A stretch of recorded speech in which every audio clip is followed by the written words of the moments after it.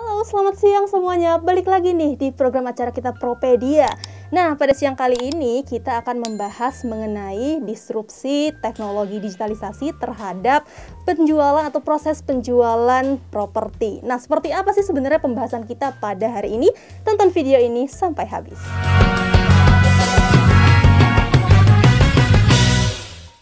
Nah, untuk membahas pembahasan ini lebih lanjut, di sebelah saya saat ini udah ada wanita cantik, wanita karir, yang mana juga seorang CEO dari PT Nata Connection Digital. Dan dengar-dengar nih, beliau juga sudah mendapatkan sertifikasi dari Harvard Business School, spesifik disruptif strategi ya Bu ya. Ini ada Ibu Veronica Lau. Halo Ibu, selamat siang. Apa kabar Sarah? Kabar baik. Ibu kabarnya baik? Amin, baik. Oke. Nah Bu, berbicara soal penjualan atau pemasaran properti ini, seperti yang kita ketahui, zaman sebelum saat ini nih pasti teknik konvensional banyak digunakan nih oleh para pelaku properti ini, misalnya kayak pasang billboard segala macam, cara-cara konvensional lah. Nah, seperti beberapa tahun belakangan ini, 2 tahun belakangan ini kan terjadi pandemi nih Bu. Nah, pasti orang-orang perilakunya juga berubah dan malah lebih kepada berubah ke digitalisasi. Nah, menurut Ibu sendiri, apakah penjualan properti menggunakan digitalisasi saja cukup nih Bu? Oke. Kalau pertanyaan kamu itu 2 tahun yang lalu nih, sebelum ada pandemi, mungkin saya rasa cukup ya. Karena waktu itu kan lagi tren-trennya juga digital marketing. Nah, tapi karena ada perkembangan yang memang tidak kita prediksi juga ya, pandemi 2 tahun terakhir ini, kalau hanya digital marketing aja saya rasa sih udah kurang maksimal. Jadi harus dikombin dengan teknologi untuk mengcover gap-gap yang mungkin terjadi nih dengan perubahan behavior juga dari masyarakat kita saat ini. Perilaku konsumennya kan berubah ya Bu ya.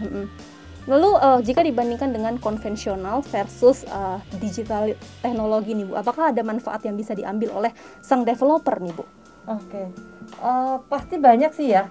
Apalagi sekarang dengan yang saya bilang itu 2 tahun terakhir ini, para developer properti itu udah mulai melek teknologi digital marketing, karena cara konvensional atau offline itu udah agak susah ya. Kita tahu mall terbatas, malah beberapa bulan tutup. Ya kan, terus mau mengadakan pameran juga tidak bisa, mau sales canvassing juga sangat terbatas. Jadi option yang terbaik saat itu adalah digital marketing. Gitu. Dan juga digital marketing itu kan dia bisa spesifik menyasar market yang kita mau.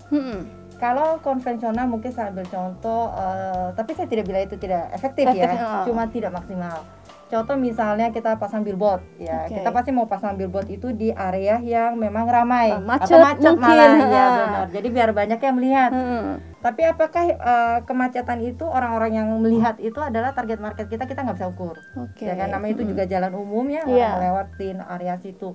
Tapi kalau di digital marketing kita bisa menyasar sesuai dengan geografi, demografinya, behaviornya, spesifik untuk target yang kita mau nyasar. Nah, tinggal nanti percentage engagementnya seperti apa, itu bisa keukur semua. Jadi saya bilang sih lebih targeted dan juga lebih cost efficient. Apalagi kalau misalnya konvensional itu kan Bu, areanya situ-situ aja ya Bu. Benar. Nah, tapi kalau kita menggunakan digital teknologi tadi, areanya kita bisa seluruh Indonesia mungkin gitu. Ya Bu.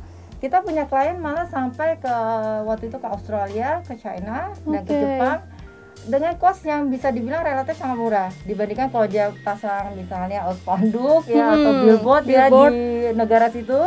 Itu kan costly banget. Pasti. Nah, itu kita bisa melalui digital. Jadi area-area yang di luar area kita yang biasa projectnya, mungkin mereka mau menyasar investor lah biasanya ya, kalau di luar daerah itu bisa.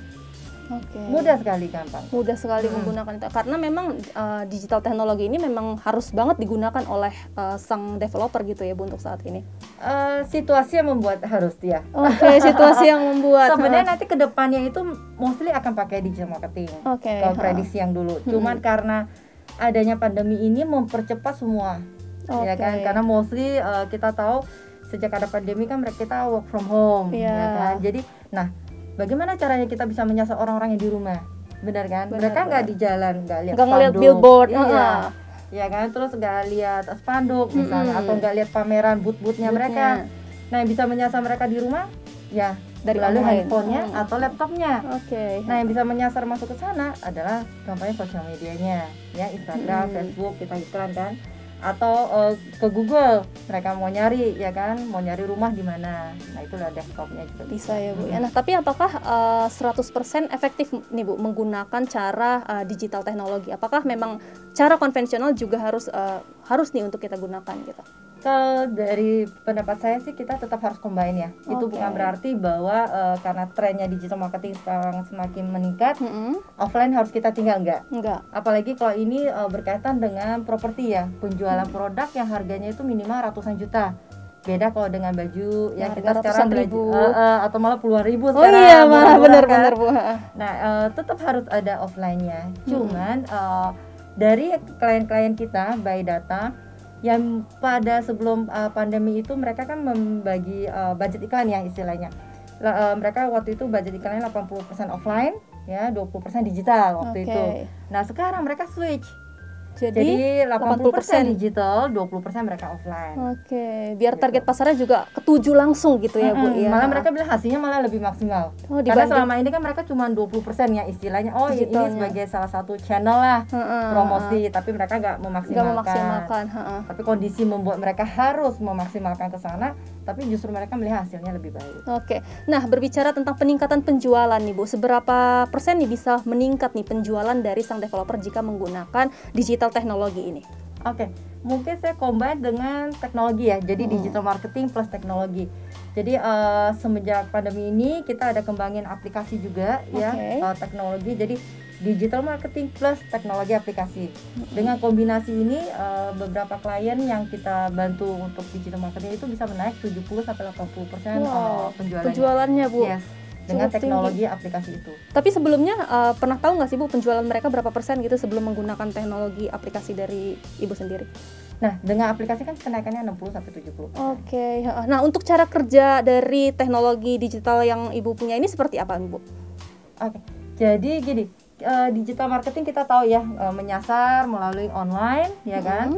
Nah kita melihat bahwa pada saat mereka sudah tertarik, nah biasanya kan dapat nih data ya, minta dihubungin gitu kan sama property developer. Nah di situ ada gap di mana pada saat datanya kita dapat, biasanya kalau yang konvensional itu mereka membagi mungkin ke timnya, baru ke salesnya. Jadi ada jeda waktu nih, bisa 2-3 hari baru follow up. Nah itu biasanya orang sudah lupa. Lama gitu ya Bu ya. Apalagi mostly sekarang market para yang mau membeli rumah atau apartemen itu kan para milenial. Jadi mana mereka udah biasa digital savvy kan. Jadi semua tuh serba mau cepat. Kalau nggak direspon mereka tinggal cari yang lain gitu ya Bu. Ya kan, tinggal dia move kemana atau cari searching yang mana. Jadi nah kita makanya kembangkan aplikasi ini biar saat customernya itu mereka ngisi data ya di sosial media, mereka ngisi data, mereka tertarik minta dihubungi, itu langsung masuk ke handphonenya si sales. Jadi si salesnya bisa langsung follow up. Jadi seperti kita baru isi, baru tekan tombol submit misalnya ya, langsung si salesnya udah follow up ke customer. Langsung saat itu juga gitu ya saat Bu ya? Itu ya tergantung nanti salesnya rajin apa rajin enggak. Iya, tapi yang pasti datanya langsung masuk ke handphone si salesnya. Berarti reportnya ada dong Bu itu? Lengkap. Nah selain salesnya kebantu ya, jadi kan dia dapat fresh lead lah istilahnya kita kalau di property developer. Nah mereka bisa follow up biar closing rate-nya lebih tinggi, plus report untuk manajerial ke atasnya tuh ada. Jadi mereka bisa ngeliat sales mana nih yang males nih, sales mana yang rajin, terus sales mana yang bisa mendatangkan visit lebih banyak atau yang bisa closing semua lebih banyak. Datanya ada lengkap, real time lagi reportnya itu ya Bu, kapan saja dibutuhkan bisa Bu? Bisa itu. Nah Bu, misalnya nih apakah saya pengen menggunakan teknologi digital yang Ibu punya nih, apakah saya bisa nih, apakah hanya orang-orang tertentu atau developer tertentu nih yang bisa menggunakan digital teknologi aplikasi ini kali ya? Aplikasi ini mungkin ya. Kemarin saat itu kita memang develop khusus untuk kita punya klien eksklusif ya, jadi kita memberikan privilege ke klien kita. Selain mereka kita manage digital marketingnya, kita kasih juga yang untuk mengisi gapnya yang mengenai waktu, kita kasih tuh pakai untuk aplikasinya. Jadi mereka bisa follow up dalam waktu real time. Cuma kedepannya ini kita udah develop juga karena kita memang mainnya di dunia properti. Jadi kita juga ingin menyumbangkan agar aplikasinya ini tuh bisa juga dipakai oleh property developer yang lain. Karena aplikasi ini baru kita yang bikin saat ini. Berarti khusus baru property developer di Indonesia gitu, Bu? Yes, benar. Berarti lagi dikembangin untuk bisa digunakan oleh banyak developer gitu ya, Bu ya? Sebenarnya sih udah bisa sih, cuma lagi kita open coba untuk yang eksklusif di klien eksklusif kita dulu. dulu ya, Bu ya. Tapi kedepannya mungkin dalam 1 bulan ini udah bisa untuk property developer yang lainnya. Nah seperti yang kita tahu nih kan teknologi digital ini mengalami disruptif nih Bu dari masa ke masa, apalagi seperti yang kita tahu masa ke masanya pasti mengalami perubahan kayak pandemi segala macam. Nah untuk digital teknologi ini apakah bisa merubah cara sales dalam menjual properti juga nggak sih Bu? Oh pasti ya. Ya pertama tadi satu ketahuan nih sales males apa enggak, males atau enggak gitu. Udah pre-code nih, udah susah. Sampai bohong apa tidak juga ketahuan. Gimana tuh Bu maksudnya Bu? Ya jadi misalnya nih biasa kalau sales nih dia mungkin dia bilang ke bosnya, saya mau ada ketemu klien, mau visit nih hari ini jam 2. Ternyata dia di rumah nih. Nah dengan aplikasi itu kita bisa detect nih lokasi dia. Oh dia visit nggak? Dia beneran visit ke lokasi apa di rumah? Nah itu ketahuan pertama, jadi kan nggak usah bohong lagi ya. Nah ini benar-benar aplikasi ini menguntungkan banget sih buat developer. Jadi mereka bisa memantau salesnya, kinerja salesnya. Bener. Terus salesnya juga cara mereka follow up pun akan berubah. Ya kan, karena lead yang mereka dapat atau database yang mereka dapat offline itu kan mereka sempat ketemu, ya kan, kayak di pameran. Sempat ketemu baru mereka isi buku tamu, ya kan, atau self canvassing.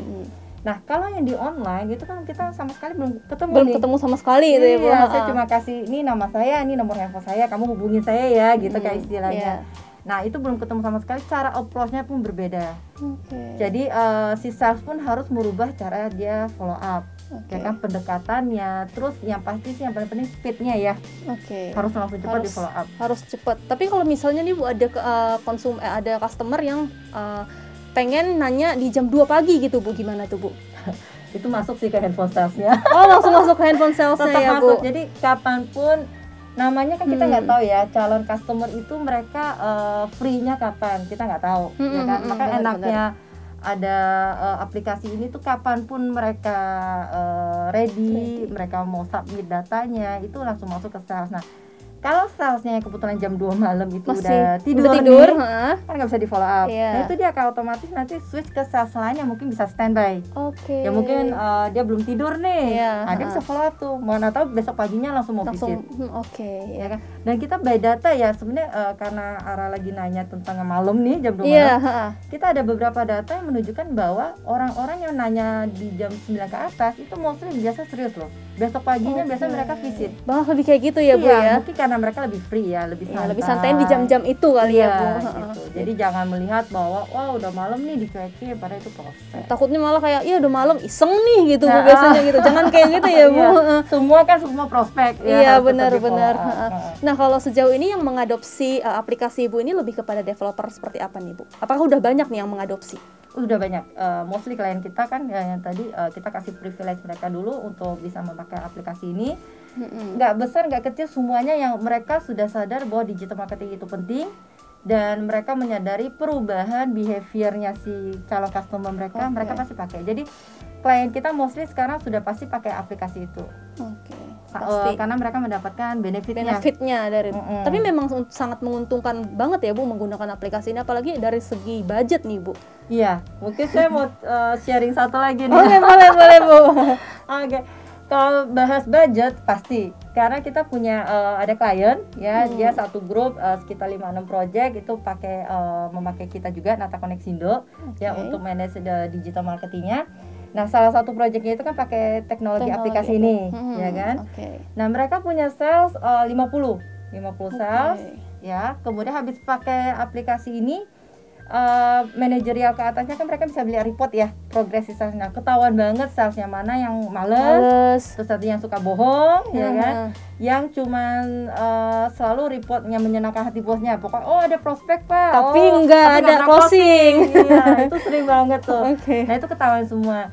Jadi dalam 1 bulan habis mereka menganalisa si manajemen developernya, akhirnya mereka cut dari 50 itu jadi 10 sales. Jadi cuma 10 sales. Tapi efektif nggak tuh Bu? Jadi cuma 10 sales. Kan kita juga mikir ke sana kan, si pasti. developernya, oh jangan penjualan juga turun nih 30. Tapi ternyata tidak.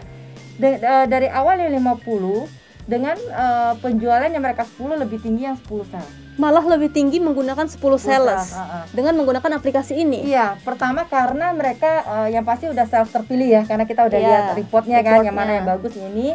Kedua itu dari sisi digital marketingnya kita bisa melihat dari reportnya campaign-campaign mana itu yang lebih hasilnya maksimal, yang akhirnya mendatangkan closing. Karena kan kadang kita pilih promo ini bagus tapi belum tentu si customer kita mau ngerasa itu bagus. Nah dengan ini semua tersistem dan bisa ada istilah kayak tali benangnya gitu ya, benang merahnya. Jadi kita bisa tahu yang closingan A ini adalah dari iklan yang mana. Jadi lama-lama nanti dari tim yang digital marketing bisa kasih suggestion, Pak, ternyata campaign ini yang banyak closingan ya, kita maksimalkan budget di sana. Situ. Yang lain yang kurang maksimal kita stop. Jadi keukur. Untuk report juga bener-bener sangat bakal kelewat gitu nggak sih Bu? Untuk biasanya kan kalau cara konvensional nih, wah ada yang kelewat nih. Kalau ini ada yang kelewat nggak? Nggak mungkin. Semua ke record.